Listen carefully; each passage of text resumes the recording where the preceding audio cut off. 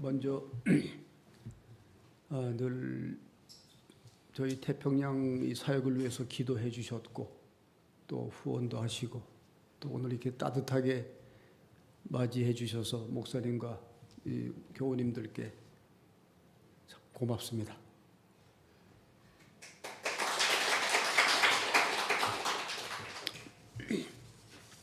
참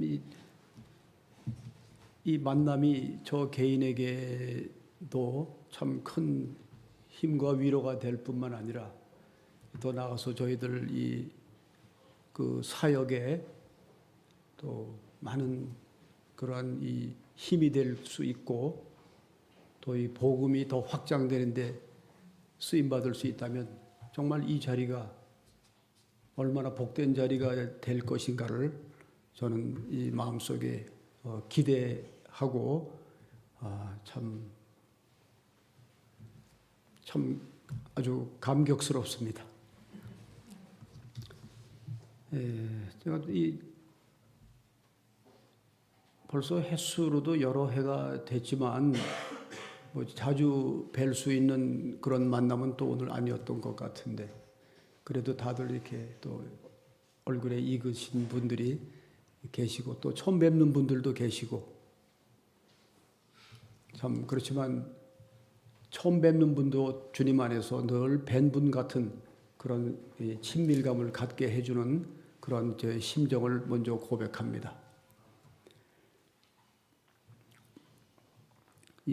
오늘 주신 말씀인데 여기 좀 다른 게 돼 있는데 사도행전 17장 22절인데 22절과 23절 이 말씀의 이 제목이 굉장히 아주 의미심장한 그런 제목이 있는데 이 사도 바울이 1차 선교 여행 때 동행해줬던 스승이요 또 은인이기도 하고 아주 절대적인 지지를 해줬던 동역자 바나바와 헤어지는 아주 정말 아픔과 그 외로움 가운데 이제 홀로 서야 하는 그러한 절대적인 상황 가운데 시도됐던 2차 이 선교 여행 때 있었던 그 한 사건이었습니다. 다른 이 선교 여행도 중요했겠지만 2차 선교 여행은 정말 아주 엄청난 그런 이 복음사에서 잊혀질 수 없는 그리고 오늘 우리들에게 커다란 이 귀감이 될 수 있고 우리들에게 방향을 제시해 줄 수 있는 그러한 선교 여행이었는데 그 선교 여행이 시작될 때 마케도니아 환상이라고 하는 그러한 이 전환점의 사건들을 저희들은 다 이미 알고 계실 겁니다. 그 참 아주 이 드라마보다도 아주 더 드라마 같은 그러한 사건이 주어졌는데 저도 개인적으로 이 사역지에서 있었던 그 일은 도저히 지금 되돌아 기억을 해보면 이해하기조차 어려운 그러한 일들이 여러 번 있었습니다만 이 바울 선생이 있었던 그 일들을 보면서 저는 참 항상 그 읽어왔던 말씀이었었지만 그때마다 아주 놀람을 금치 못하는 그런 일들이 있었는데 이 바울이 애당초에는 우리가 아시다시피 이 아시아 쪽으로 진입을 하려고 계획을 하고 기도를 해왔을 것입니다. 그리고 얼마나 열심히 많은 기도를 했겠습니까? 그리고 마음 가운데 어떠한 이 신념과 확신 누구도 그것을 변화시킬 수 있는 그런 것이 아닌 아주 확고한 생명까지도 그 소중하게 여기지 않을 정도의 그러한 확신을 가지고 기도해왔고 준비해왔던 그 소아시아의 그 사역이 하루아침에 방향이 이 전환되는 그런 역사를 우리는 말씀을 통해서 알게 되면서 여기서 우리가 참 많은 것을 깨닫게 해주는 대목이 아닐 수가 없습니다. 이제까지 내가 갖고 있었던 신앙적인 신념과 나의 확신과 나의 믿음도 주 예수 그리스도의 이름 앞에서 바뀌어야 하는 그러한 상황 앞에서 우리는 순종해야 한다는 그러한 진리가 이 속에 내포되어 있었을 것입니다. 사도 바울은 소아시아로 가려고 했던 그의 모든 계획을 예수 그리스도의 영이 방향을 바꿔주셨습니다. 근데 어떠한 방법으로 바꿔주셨는지 성경에는 나와 있지 않지만 제가 이해할 수 있는 것은 어떤 그 필연적인 피할 수 없는 그런 어떤 이 환경과 상황에 의해서 바뀔 수밖에 없었을 것이라고 유추해 봅니다. 저는 그래서 만약에 그 2차 선교 여행에 발달이 됐던 그 마케도니아 환상의 그 지경을 한번 꼭 가보고 싶었습니다. 그런데 그 기회가 저에게 이 수년 전에 주어져서 그곳을 갔었는데 거기서 이제 말씀에서 등장하는 그 사도행전 16장 6절의 말씀을 보면 성령님이 아시아에서 말씀을 전하지 못하게 하시거늘 부르기아와 갈라디아 땅으로 다녀가서 무시아 앞에 이르러 비두니아로 가고자 애쓰되 예수님의 영이 허락하지 아니하였다는 그런 말씀이 나옵니다. 거기서 이제 등장하는 그 지경이 이 무시아라고 하는 그 지경과 이제 무시아를 지나서 소아시아로 가지 않고 전혀 반대 방향인 드로아라고 하는 해변가로 이동을 합니다. 그래서 이동을 했는 그날 밤에 그 이동을 한 무시아 그 해변은 눈앞에 보이는 에게해라고 하는 그 바다가 전개되어 있는 그러한 곳에 속해 있는 곳이고 그 에게해는 이 아시아와 유럽 사이를 중간에 있는 위치한 그런 바다, 그렇게 작지 않은 바다였었습니다. 제가 직접 가봤는데, 그래서 저도 이 드로아 해변으로 가서 섰습니다. 그리고 이제 눈을 감고 2000년이 지난 그 시절 이 사도 바울께서 어떠한 심정으로 이 해변에 도착을 했고 그날 밤에 들려왔던 건너와서 우리를 도우라고 마케도니아 환상의 그 배경이 어떤 것을 저는 마음껏 느끼고 싶었습니다. 그런데 이 바다가 의외로 폭이 넓고 또 이 파도가 세기로 유명한 바다라고 그 지경에 있는 분들에게 전해 들었는데 저는 이 성경 말씀의 그 상황을 떠나서 사도 바울이 저 바다를 어떻게 건넜을까?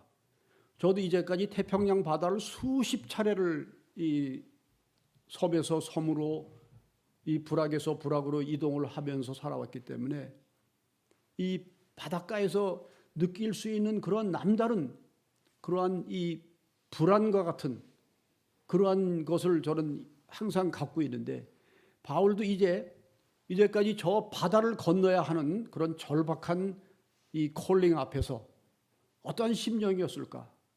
그리고 분명히 건너가기 위해서 배를 구해야 됐을 텐데 많은 이 뱃사공들이 그 연안에서는 배를 타고 왔다 갔다 하지만 바다를 건너서 마케도니아가 있는 유럽 지경까지 넘어가는 그 일을 흔쾌하게 수락할 만한 그러한 이 배 주인을 만나는 것은 절대로 쉽지 않았을 것 같습니다. 그러다가 거기서 한 일주일 정도를 머물면서 사도 바울은 혹시 이 배로 에게를 건너갈 수 있겠습니까? 우린 그 위험해서 못 건너갑니다. 그러면 또 다른 집에 가서 배를 또 구하고 그러다가 또 어느 사람이 건너갈 수 있겠지만 엄청난 돈을 요구할 수도 있고요. 그렇지만 사도 바울이 뭐 이렇게 돈 전대를 짊어지고 다니는 사람도 아니었기 때문에 그래서 여러 가지 그 힘든 상황 가운데 배를 간신히 구해서 그 에게해의 바다를 건너가는 그런 장정이 이 성경 말씀 속에 이제 짧게 이제 나옵니다. 그 계기가 건너와서 우리를 도우라고 하는 그러한 이 마케도니아 환상에 따라서 그것은 결국은 이 하나님께서 이 바울과 그 일행을 이제 건너게 함으로 인해서 그들이 가는 곳마다 하나님 복음의 종들이 가는 곳에는 항상 복음이 같이 동행하게 돼 있지 않습니까?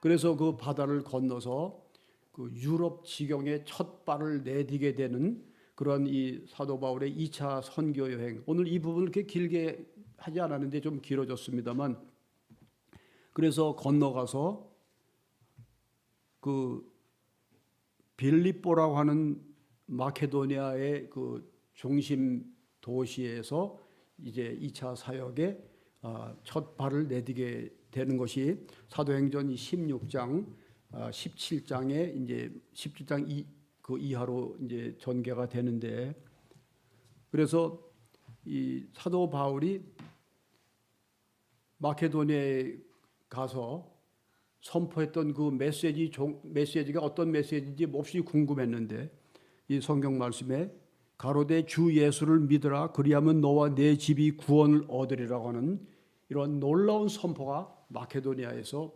비롯됐습니다. 이것을 보면서 바울 사도는 이제 구체적으로 예수 그리스도의 구원을 그 이방 땅 이방인들에게 전하게 되었다는 것을 우리는 알게 됩니다.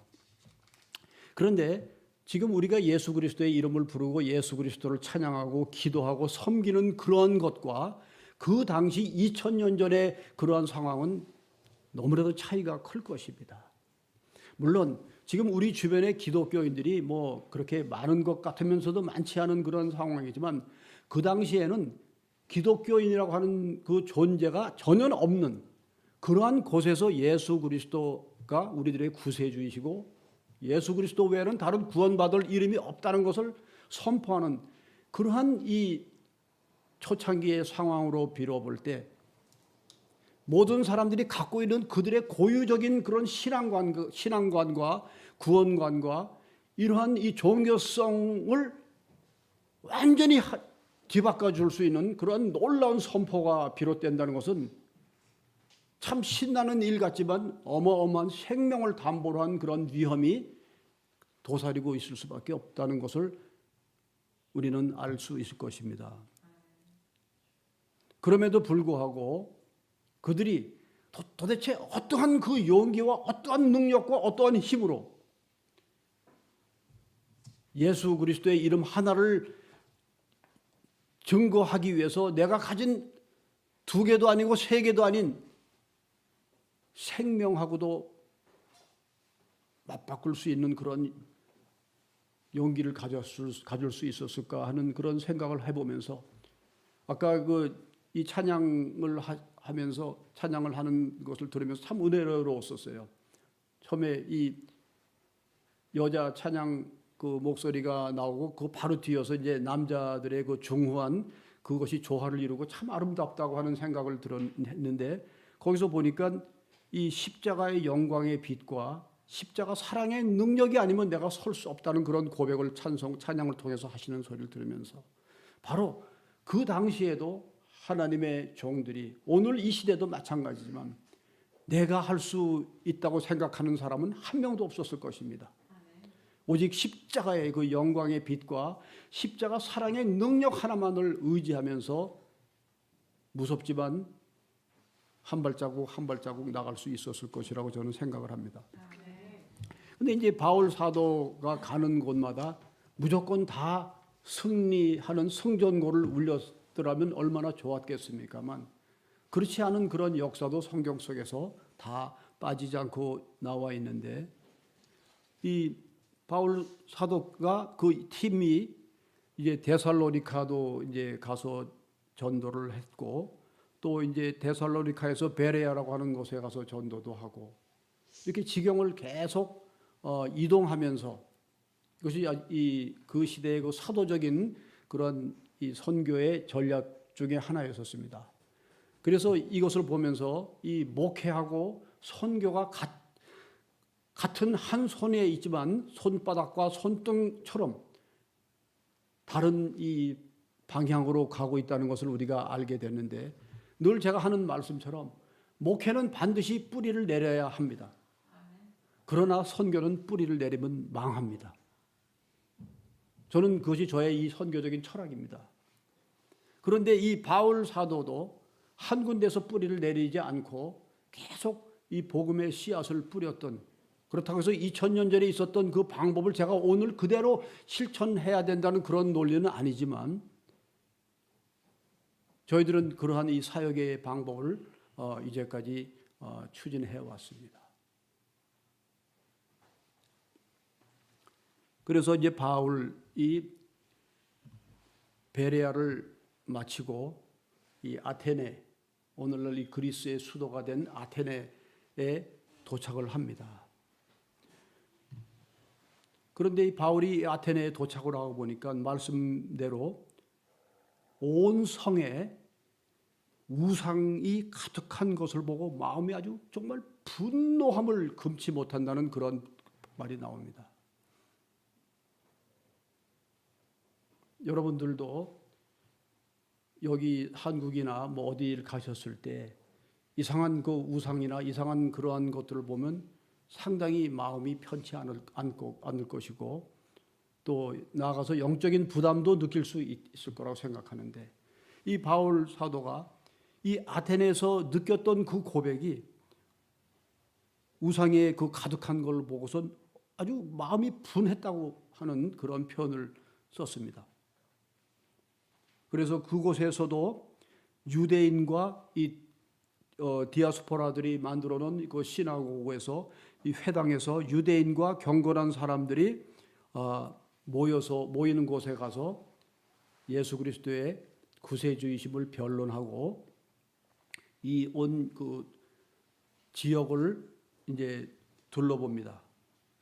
그랬더니 그 도시에는 남달리 아주 똑똑하고 많이 배운 그러한 사람들이 살고 있다는 것을 알게 됐습니다. 그래서 그들과 같이 또 이 언쟁이 비롯됐는데, 그들이 사도 바울을 바라보는 그 시점은, 그 시각은 사도 바울은 이 말쟁이라고 하는, 약장사처럼 이 말만 입만 깐 그런 말쟁이로 이 사도 바울을 생각을 했을 겁니다. 이때 사도 바울이 그들에게 담대하게 선포했던 그 말이 예수 그리스도와 또 그의 몸의 부활을 전하기 위한 것이라고 그들에게 맞섭니다. 그러면 우리는 예수 그리스도의 그 몸과 부활을 말씀드리면 감동이지만, 예수 그리스도가 누군지도 모르는 사람에게 예수 그리스도의 몸과 부활을 얘기한다면 정말 어처구니가 없는 그러한 반응이 나올 것은 분명할 것입니다. 그래서 이 성경 말씀처럼 네가 무슨 이상한 것을 우리 귀에 들려주는데 그 도대체 그것이 무슨 뜻인지 우리가 알고 싶다라고 이제 그런 반응이 나오고, 이제 모든 이 아테네 사람들과 그곳을 방문하는 외국인들이 가장 이 새로 되는 것을 말하고 듣는 이외에는 달리 시간을 쓰지 않았다는 것을 알게 됩니다. 그러니까 그들이 알고 있고 그들이 살아왔던 생활 이 습관과 그들의 생활 어떤 그런 방법 다른 거 외에는 귀에 듣고 싶지도 않고 변화를 받고 싶지도 않은, 영국에 갔을 때 영국 사람들의 그 가장 큰 이 행복감과 소원이 뭐냐면 태어난 곳에서 성장하고 태어난 곳에서 직장을 얻고 태어난 곳에서 그곳에서 결혼도 하고 태어난 곳에서 살다가 태어난 곳에서 죽는 것이 가장 그들의 최대 행복이라고 하는 얘기를 들었습니다. 이 영국의 그 조상들은 어땠습니까?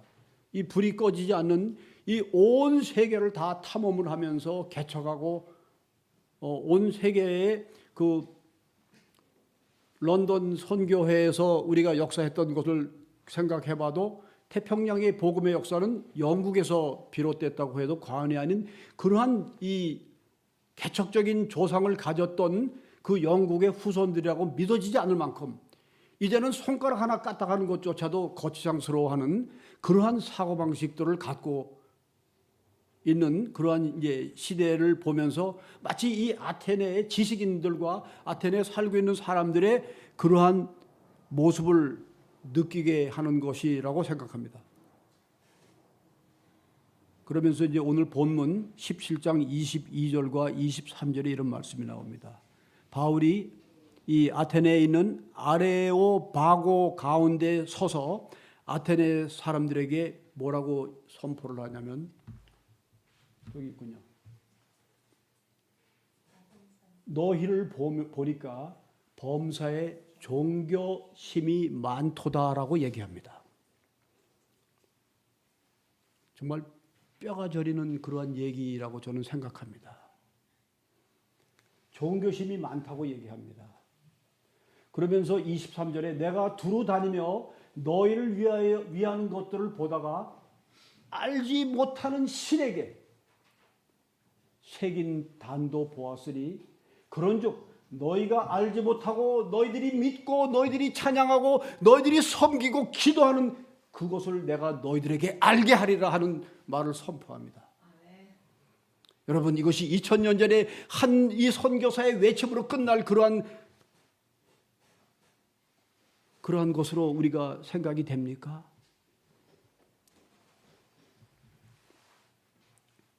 이 영어 성경에 알지 못하는 신이 뭐냐면 to unknown God이라는 그런 표현을 했는데요. 알지 못하는. 그러면 그들이 이 아테네에 있는 종교성이 그 많은 그 굉장히 릴리저스한 그들은 이제까지 알지도 못하는 신 앞에서 그들은 섬기고 살아왔던 그러한 공허한 신앙인들이었다는 사실입니다. 그에게 이 사도 바울은 정말 이 담대하게 너희들이 그 돌에 써 있는데 그들이 섬기는 신의 이름을 몰라서 그 to unknown God, 알지 못하는 신에게라고 하는 그러한 비석이 그곳에 있다고 합니다. 제가 가서 확인은 하지 못했습니다만 이것을 보면서 정말 이 제 가슴이 수년 전에 저희들이 섬기는 태평양 한 섬나라에서 있었던 그 한 사건으로 제 마음이 이어지는 것을 저는 느꼈습니다. 저는 아시는 대로 이 태평양 적도 이 이남 쪽에 있는 그 많은 섬나라들이 있습니다. 제가 즐겨 표현하는 그 표현대로 한다면 하늘의 별같이 많은 숫자가 많은 섬들이 태평양 남쪽에 군집되어 있습니다. 그런데 이 섬 자체에 중요한 의미가 있는 것보다도 그 속에 적던 많던 사람들이 살고 있다는 겁니다. 그분들은 스스로 예수 그리스도 복음 앞에 나올 수 있는 그러한 가능성은 1%도 없습니다. 이 사도 바울이 왜 그 에게해 그 돈 들여서 그 파도에 배에서 멀미해 가면서 조마조마하는 심정으로 그 바다를 건너가서 이러한 정말 많은 사람들이 들을 때 괘씸하기도 하고 정말 이 도전적인 알지 못하는 신에게라고 하는 그들 앞에서 내가 그 알지 못하는 신을 내가 너희들에게 알리겠다고 하는 그런 선포를 할 수 있었던 것처럼 이 태평양에 있는 이 섬나라도 그들이 못 나온다고 복음이 가지 못하는 그런 법은 없습니다. 복음은 항상 친절하게 찾아갑니다. 누군가의 헌신과 희생이 복음을 짊어지고 그들을 향해서 갈 수밖에 없습니다. 남태평양에는 이 폴리네시아 섬들도 많고 멜라네시아 지역 아주 여기 검은 옷을 우리 입으신 우리 멋있는 목사님도 계시는데 이 검은 섬이라고 하는 멜라네시아에 저희 사역의 첫 시발점은 폴리네시아였었습니다만 폴리네시아에서 시작을 해서 이제 그 폴리네시아의 그 대장정들 몸무게 150kg 이상 되는 그 이 힘이 세고 뼈대가 코끼리 뼈 같은 그런 사람들을 훈련을 시켜서 저는 이 제2, 제3의 사역으로 하나님 앞에 인도하심을 받게 된 그러한 현장이 바로 폴리네시아에서 멜라네시아가 되었습니다. 저는 그래서 항상 이 좀 아쉽게 생각했던 것이 뭐냐면 이 교회가 물론 이 유기적인 공동체이기 때문에 이 세상의 도전도 많이 받게 되고 참 어려움도 이제 겪게 되지만 궁극적인 목적은 이 복음을 전하기 위한 그러한 목적이라고 저는 항상 생각을 하고 있습니다.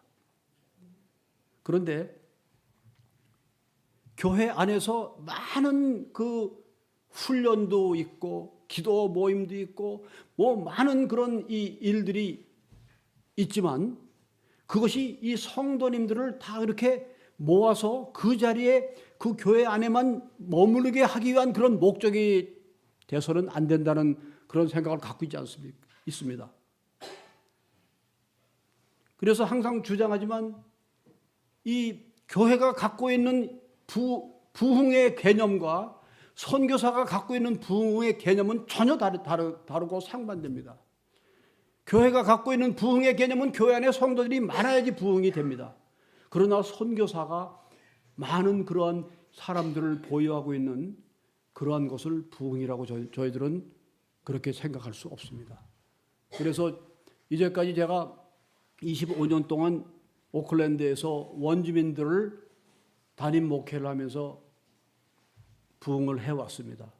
그렇지만 또 주님의 섭리 가운데 그들을 내보내서 그들이 나가서 이제 그들이 과거에 주님을 모르던 방황했던 그 세상으로 돌아가게 해서 그들이 만난 주님을 증거하는 그러한 일들을 하게 해 주었습니다. 그래서 뭐 10명도 또 내보냈고 지난해에는 60명도 내보냈고 그래서 이제 많은 분들이 왜 그 힘들게 성도님들을 내보내느냐고 그렇게 얘기하는데 내가 내보내는 거는 쫓아내는 게 아니라 성도님들이 이제 성숙했으니까 나가서 자기들의 몫을 감당하기 위해서 파송하는 거라고 저는 설명을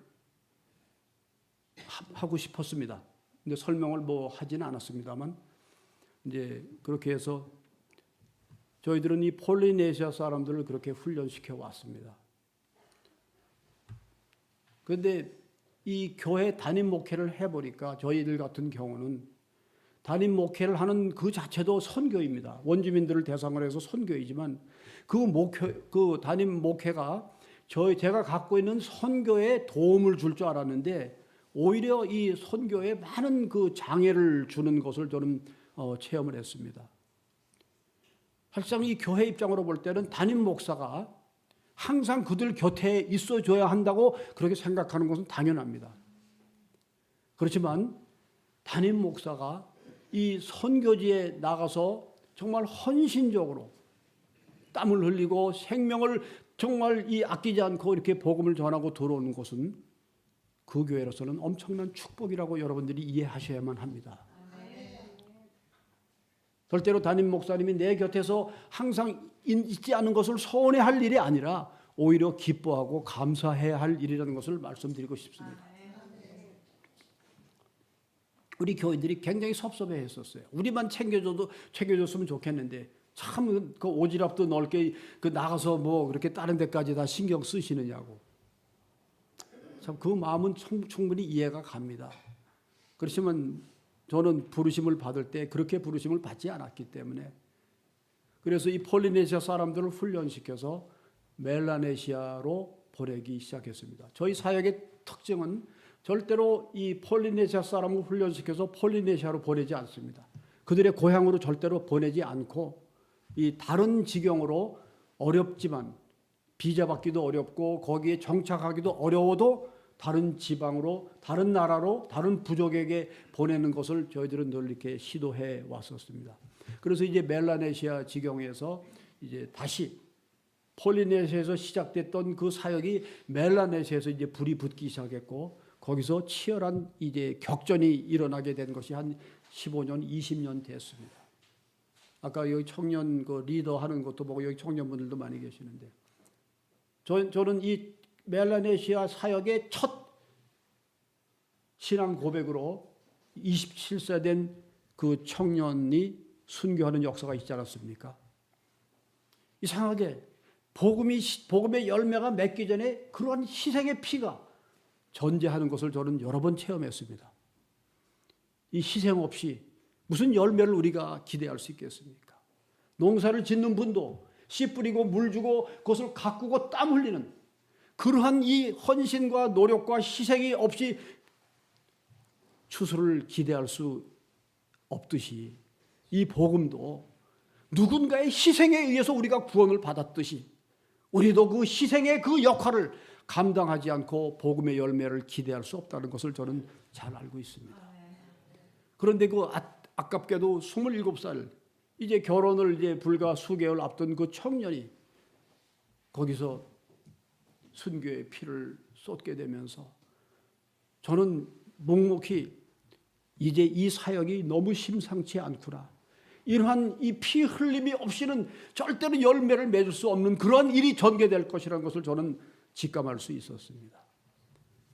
그래서 많은 사람들이 그 지경에 들어간 것을 반대했지만 저는 주님께서 우리 보고 가지 말라고 그 청년의 목숨을 부르신 것이 아니라 가지 않는 우리를 가게 하시는 주님의 콜링이었다고 저는 그렇게 해석했습니다. 그래서 그곳에 들어가서 정말 우리가 들어가지 않으면 평생 예수님의 예자 한번 들어볼 수 없는 환경에 처해져 있는 사람들이 예수 그리스도를 알게 되고 두 번, 세 번 방문했을 때 그들이 예수 그리스도를 창뿌리를 들이대고 죽이려고 했던 그들이 그 손에 찬송가를 들고 찬송을 하고 기쁨으로 우리를 맞이해주는 그런 놀라운 변화들을 목격할 수 있는 그런 은혜를 입었습니다. 그 기쁨과 감격은 그 무엇으로도 비교가 안 될 겁니다. 그러다가 이제 그러한 이 섬들 중에서 뉴칼레도니아라고 하는 그 섬에서 콜링이 왔습니다. 아까 그 마케도니아와 칼레도니아가 좀 단어가 비슷해서 어떤 분들은 저보고 이 마케도니아 잘 갔다 오셨느냐고 그러는데 저는 마케도니아는 간 적이 없고요. 칼레도니아입니다. 다릅니다. 칼레도니아는 남태평양에 있고 마케도니아는 저 유럽 저쪽에 있는 데인데 저는 거기는 안 가봤어요. 그래서 뉴칼레도니아에서 콜링이 왔습니다. 아주 구체적인 콜링이 왔는데 한 번에 그 콜링을 받고 주춤하고 기도했습니다.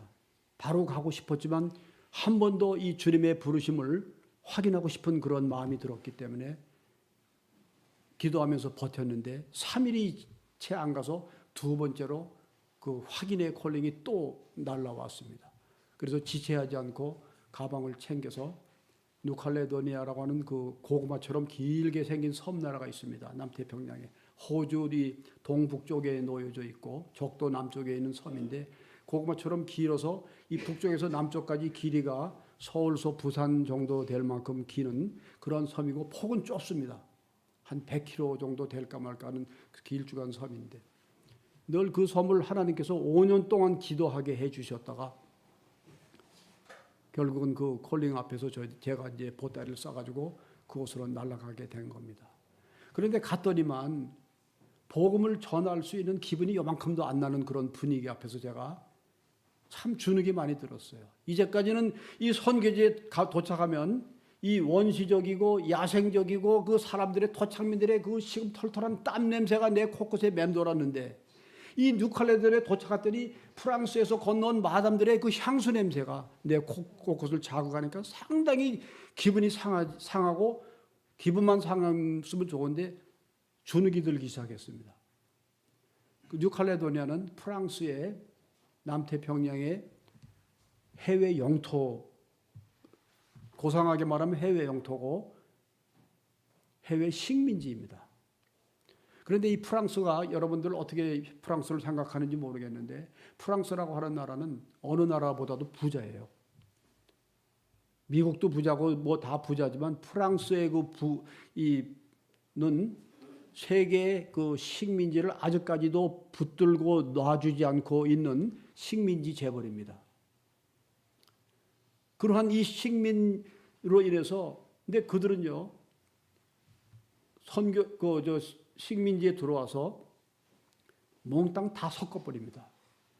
심지어는 프랑스의 그 하얗고 그러한 이 금발의 여인들이 시꺼먼 그 원주민들 남자랑 결혼합니다. 참 쉽지 않은 그런 일들이 거기서 일어납니다. 그것을 이제 이 똘레랑스라고 해서 관용입니다. 그러니까 이 프랑스는 식민 정책을 수행하기에 너무나도 수월한 그러한 과거에 그 일본인들이 한국에 들어왔을 때 우리들에게 모든 것을 다 뺏어갔던 그러한 것과는 전혀 달라 보이는 그런 방법을 그들은 수행을 하고 있습니다. 그러면서 가장 중요한 그들의 영혼을 빼앗아 간다는 것을 뉴칼레도니아 사람들은 알지 못합니다. 무상으로 1년에 5억 달러씩 뉴칼레도니아에게 프랑스에서 원조를 해줍니다. 아무 조건 없이. 길바닥에서 이 뒹굴는 사람도 그러한 특혜를 입고 소주병을 들고 누워있는 그러한 풍토가 아니라 와인을 들고 길바닥에서 홈리스가 와인병을 빨고 있고 한 손에 고급 소세지를 먹는 그런 이 진풍경이 벌어지는 그런 현장이었던 것입니다. 그리고 그들은 언어를 잃어버렸습니다. 여러분 언어를 잃어버리면요 다 잃어버린 겁니다. 사실은. 그 언어 속에는 그들의 고유의 전통과 문화와 그들의 정체성이 담겨져 있지 않습니까? 그들의 역사가 있지 않습니까? 그 언어를 뺏기는 순간 다 뺏기게 되는 겁니다. 그래서 이 어린아이부터 늙은이까지 다 원주민 말을 쓰지 않고 프랑스 말로 대화를 합니다. 이 언어를 뺏긴 그 민족들 그리고 이 프랑스가 가지고 들어온 그들의 종교 어김없이 뉴칼레도니아를 장악했습니다. 그런데 그들이 살아보니까 그들 생활에 요만큼도 불편함을 느낄 수 없는 오히려 프랑스가 왔기 때문에 우리가 이렇게 더 풍요롭게 살 수 있었던 그런 이 문명의 맛을 들인 뉴칼레도니아 사람들에게 복음도 웃기는 얘기고 그들의 독립은 거치장스러운 그러한 일이 아닐 수가 없었습니다. 그래서 그 나라에서 우리나라 옛날과 같이 독립운동들이 막 일어나고 그 나라의 정체성과 민족을 다시 회복시키기 위한 애국자들이 여기저기서 일어났습니다. 그런데 그 애국자를 다른 사람도 아닌 자국민의 총에 맞아서 죽는 그런 사건이 터졌습니다. 우리에게는 독립도 필요 없고 우리에게는 변화도 필요 없고 우리는 이대로 사는 것이 좋다 하는 그러한 생각이 그들을 지배하게 한 식민 정책의 승리였습니다.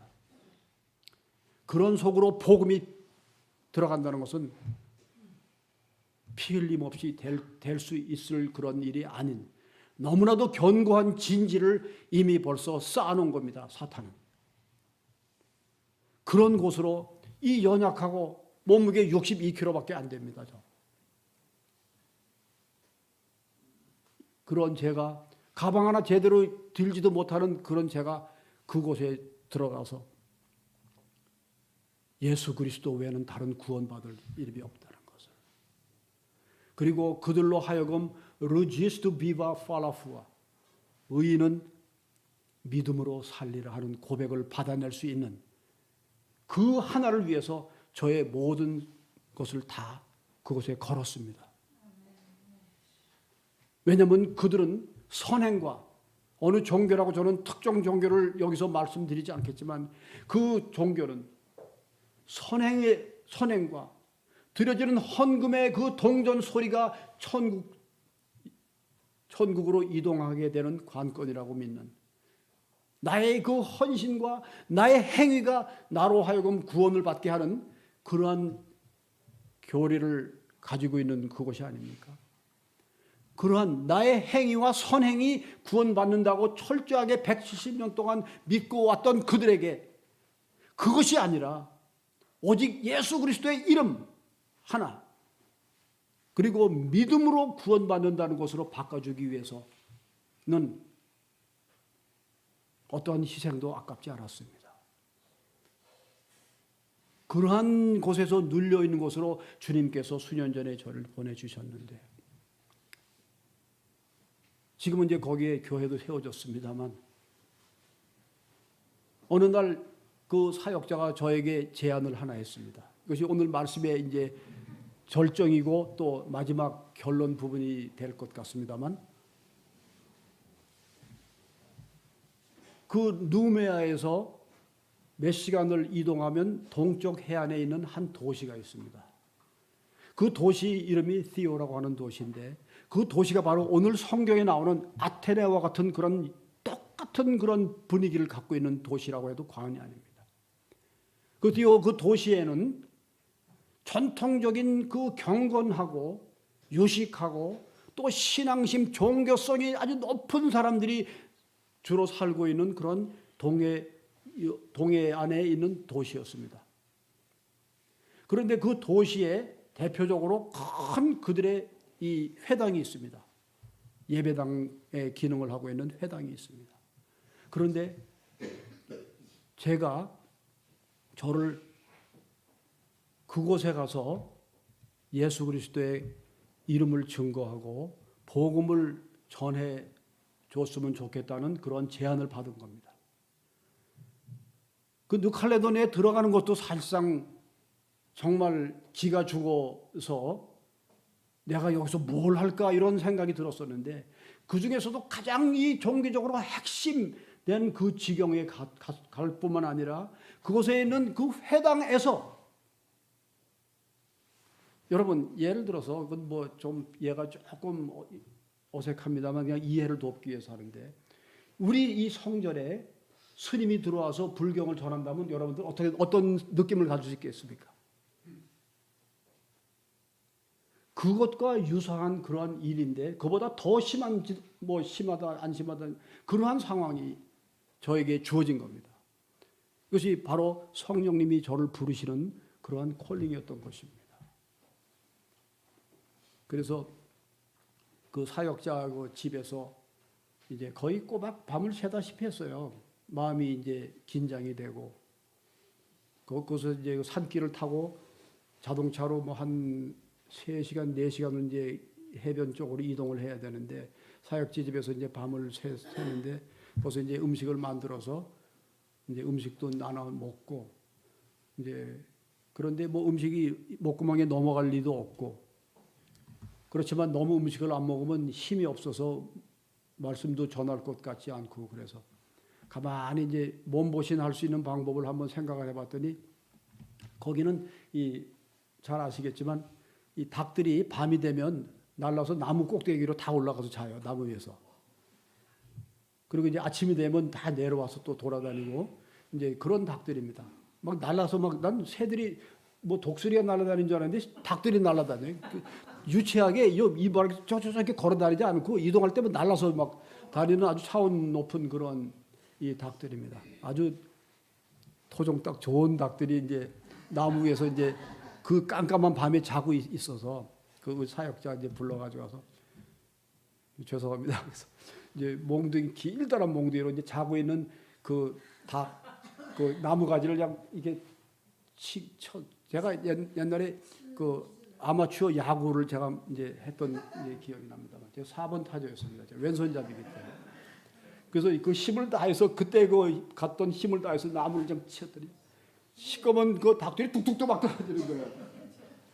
그래서 그 몇 마리를 그 사역자하고 이제 해서 가마솥에 놓고선 이제 그 푹 와서 그 다음 날 새벽에 떠나는 장도를 위해서 그 고기를 먹으려 했더니 고기는 안 넘어가서 국물만 이제 쭉 한 사발 마시고 이제 비장한 각오로 이제 그 티오 해변으로 이제 넘어갔습니다. 넘어갔는데 그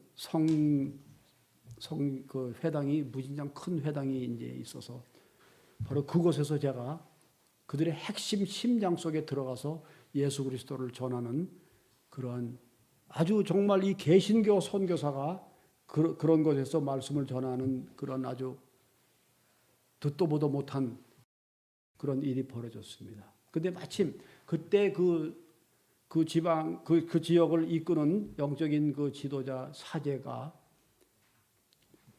프랑스로 출장을 가서 자리를 비웠어요. 그래서 그것이 이루어졌던 것 같아요. 그분이 있었으면 죽어도 안 될 일이었는데, 그런데 부사제가 뭔가 마음에 이제 동료가 있어서 이제 그런 저를 초청하는 그 일에 같이 규합을 해가지고 그런 아주 엄청난 역사가 일어나게 된 겁니다.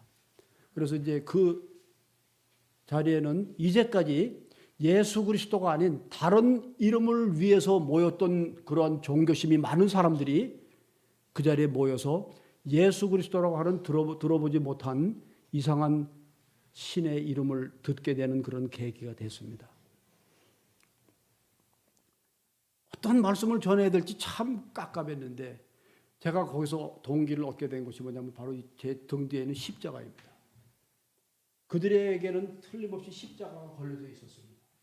그런데 십자가에는 이렇게 빈 십자가가 아닌 고통과 시름 속에서 피를 흘리는 예수 그리스도가 매달려 있는 모습을 저는 보았습니다.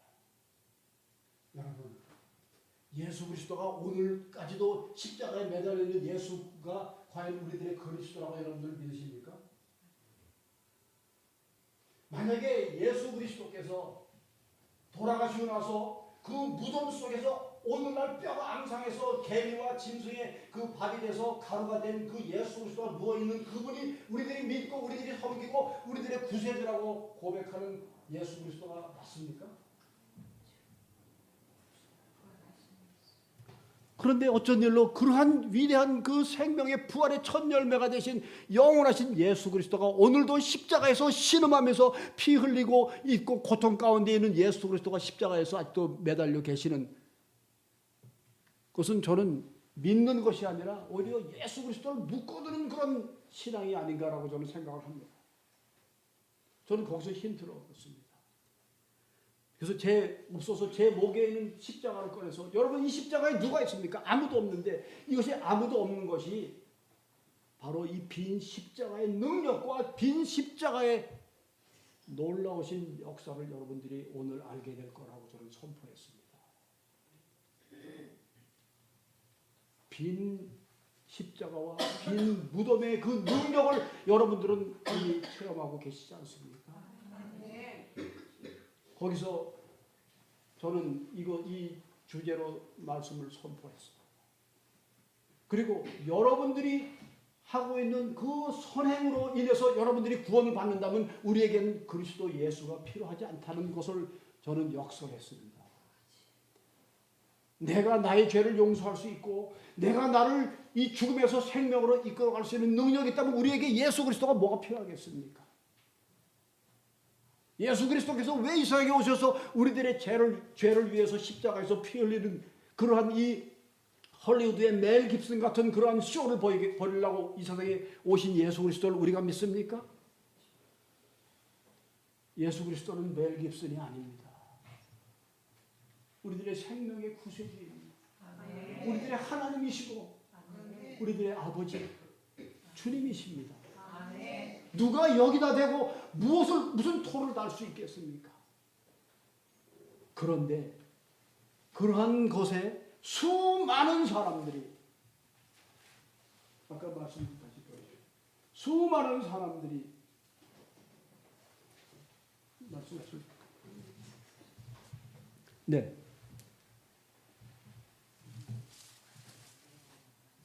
너희가 알지 못하고 위하는 그것.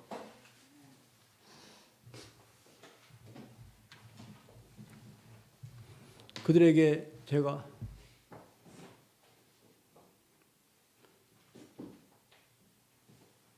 알지 못하는 알고 싶을 수도 있지만 알지 못했던 그 빈 자리에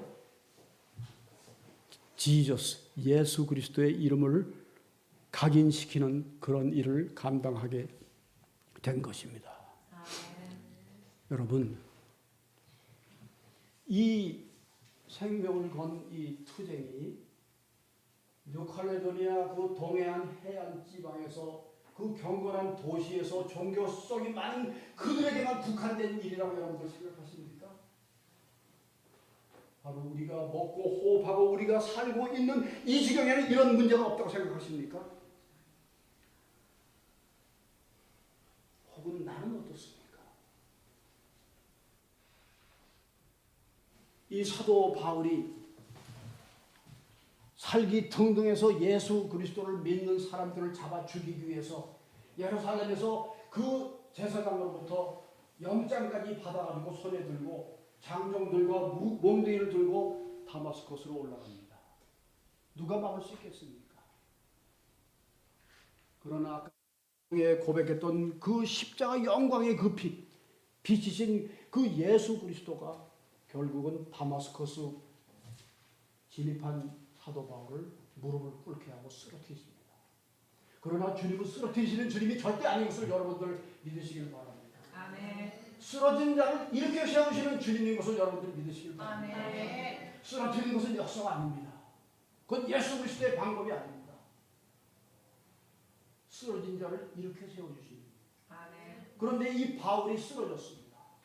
그리고 그 감당할 수 없는 엄청난 빛 앞에서 내가 이제까지 믿고 내가 이제까지 살아왔고 내가 이제까지 순종했고 했던 모든 것들이 거기서 대전환의 그런 역사가 일어나지 않습니까? 그러면서 하늘로부터 들려오는 그 음성, 또렷또렷한 나의 모국어로서 사울아, 사울아, 사울아, 네가 왜 나를 핍박하느냐? 그럴 때 이 사도 바울의 첫 그 말이 너무나도 제 마음에 깊게 다가왔습니다. 바울이 주여 누구십니까? 이런 질문을 하게 됩니다. 여러분, 우리가 믿는 주님 예수 그리스도가 누구십니까? 이 질문 앞에서 사도 바울은 이제까지 내가 믿었던 주에서 내가 따라왔고 내가 순종했고 나의 그 모든 것을 다 바쳐서 섬겨왔던 그 주가 아닌 진정한 주 예수 그리스도를 알게 되고 만나게 되고 순종하여서 결국은 그 이름 때문에 나의 목숨까지도 참수당하는 그런 일을 하게 되는 것으로 전환이 되는 역사가 일어납니다. 주여 누구십니까? 우리는 오늘도 아침, 점심, 저녁으로 부르는 예수 그리스도가 있습니다. 예수 그리스도가 누구십니까?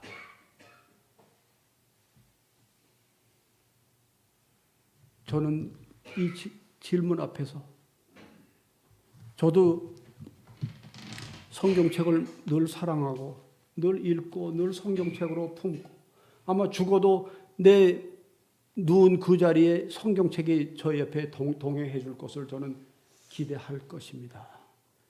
그런데 이 수십 년, 저 목사님 성경도 그렇게 다 파스러져 있는데 저는 매일 읽을 때마다 성경 말씀은 동일한데 내 느낌이 달라요. 도대체 내가 어떻게 해야 될지. 그렇다고 해서 무슨 이런 이 교리가 바뀌는 그런 건 아니지만 깨달음의 깊이가 많이 달라집니다. 사도 바울이 그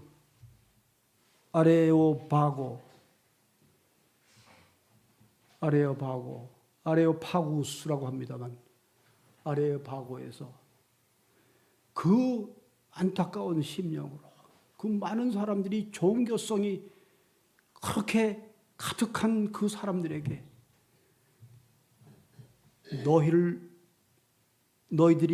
당신들이 알지 못하는 신에게라는 그 단어를 보았는데 내가 이제 알지 못한 그 신의 이름을 알려주겠다라고 얘기합니다. 예수 그리스도였습니다. 그런데 안타깝게도 그 아테네에서 이러한 아주 엄청난 그런 이 복음의 충돌이 있었는데도 불구하고 아테네에서 결실을 맺지 못하고 맥이 다 빠지고 지치고 좌절한 심령으로 성경 말씀 그대로 하면 양 무릎이 사람이 살면서 손이 떨릴 때도 있고요. 그런데 손 떨릴 때는 좀 괜찮은 편인데 이 무릎이 떨릴 때가 있어요. 저도요. 이거 이건 굉장히 아주 두려운 그런 상황이 오는데 사도 바울이 무릎이 떨렸다고 그랬어요. 아테네에서 무릎이 떨린 채로 그 악명 높은 고린도로 이동하는 그 모습을 볼 때 저는 눈을 상상하면서 눈물이 흘렀어요. 많은 이 영적인 지원과 기도와 그러한 힘을 축적해서 가도 될까 말까 하는 고린도를 이렇게 지치고 좌절하고 두려운 심정으로 사도 바울이 고린도로 또 떠나야만 하는. 그런데 어김없이 고린도로 떠나기 전에 주춤주춤하는 사도 바울에게 그곳에 구원받을 사람들이 많다라고 주님께서 부드럽게 등을 떠밀어 주셨습니다. 바로 그러한 이 고린도의 놀라운 역사를 이루기 위해서 일어났던 사건이 바로 오늘 말씀드린 아테네 사건입니다. 그래서 다시 말씀드린 대로 이 십자가의 능력이 아니고서는 우리들은 아무것도 할 수 없다는 아까 찬송의 고백이 제 가슴을 울렸습니다. 참 이곳에서 들을 수 있는 그 정말 듣고 싶었지만 잘 듣지 못하는 고백을 오늘 들었습니다. 참 위로가 됐고 마음이 기뻤고 이곳에 제가 한국에 와서 받은 큰 선물이 될 것 같다는 생각이 듭니다. 목사님과 이 교우님들께 다시 한번 고마움을 전합니다. 그리고 주님이 언제 오실지는 저도 잘 모르겠습니다. 그렇지만 주님이 오시는 것은 확신합니다. 그때까지 우리가 같이 알지 못했던 신을 믿는 종교성이 많은 그들에게 예수 그리스도 외에는 어떠한 구원받을 이름이 없다는 것을 알리는 일에 같이 하나가 되어서 변함없이 나갔으면 좋겠습니다. 아멘. 기도하겠습니다. 하나님, 이 바울 사도는 자기를 그렇게 지지해주고 자기의 길을 열어주고 자신의 스승이요 은인이요 동력자가 됐던 바나바와까지도 헤어져서 너무나도 외롭고 아픈 마음으로 떠나야만 했던 2차 선교 여행 때 알지 못하는 신을 섬기는 그 종교성이 많은 도시 아테네에서 목에서 피가 나듯이 절규하듯이 너희가 알지 못하고 위하는 그것을 내가 너희에게 알게 하리라 하는 그러한 선포를 했던 것을 저희들이 기억하게 하여 주시옵고 어떠한 환경 가운데 있어서도 우리들에게 힘 주시고 우리들에게 능력을 주시는 은혜의 예수 그리스도의 이름만을 위해서 성령님의 인도하심을 받는 모두가 될 수 있게 하여 주시며 아직도 알지 못하는 신을 위해서 종교성이 많은 그 많은 사람들에게 예수 그리스도 이름을 알게 하는 일에 쓰임받게 하여 주시옵소서.